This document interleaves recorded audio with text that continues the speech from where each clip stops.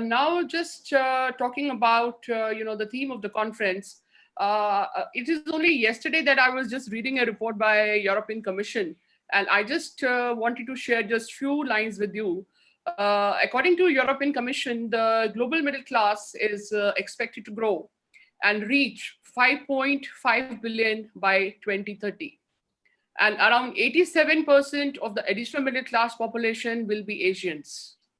China and India will represent over 43% of the global middle class by 2030, and India could be the world's largest middle class consumer market, maybe surpassing both China and USA by 2030. So what I feel that it's a critical juncture.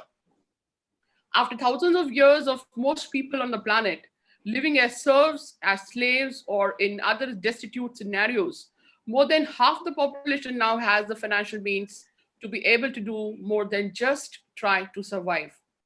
There was almost no middle class before the Industrial Revolution began in 1830s. It was just royalty and peasants. Well, now we have about a majority middle class world, and this middle class world is generating more and more demand for financial services, leading to financial inclusion. The financial sector has been the object of many innovations in recent years, with significant impact on consumers and on regulation. Retail banking is moving from high street and onto smartphones, which is enabling easier user access while also changing consumer expectations. Younger consumers are using easy and friendly interfaces and quick and cheap access to services across all sorts of markets, whether it is transport, whether it is accommodation or entertainment. The use of algorithms, big data, blockchain, peer-to-peer lending, and crowdsourcing means that the role of traditional bank as the intermediary is changing very fast. Banks now face competition to the core business from fintech.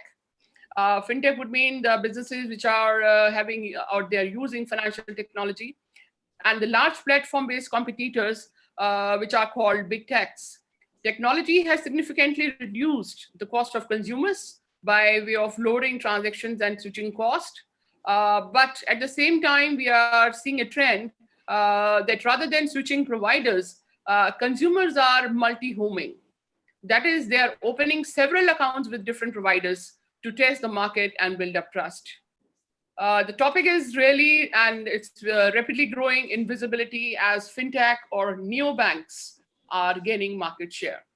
So I feel change is inevitable, but so are the opportunities and future business functions. The first wave of disruption was caused by advent of new technology and usage of smartphones. And we are now in the second wave of disruption as big tech companies have entered the market for payment services and other financial services in Europe and the Americas. In Asia, large platforms-based conglomerates are well established in the markets for payment services.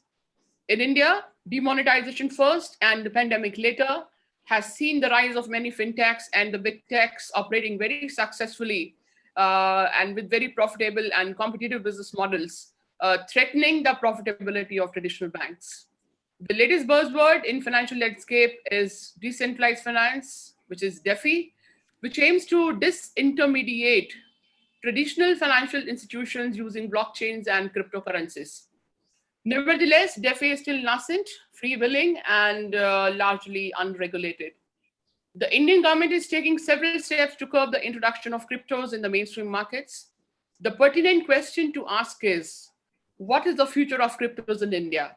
Will the public cloud be safe and reliable enough to outcompete on-premises solutions? Could cyber attacks really cause worldwide panic and loss of confidence in the financial system? Equally baffling, we see, is the curious case of stock markets, hinting at economy market disconnect and the power wielded by retail investors of today.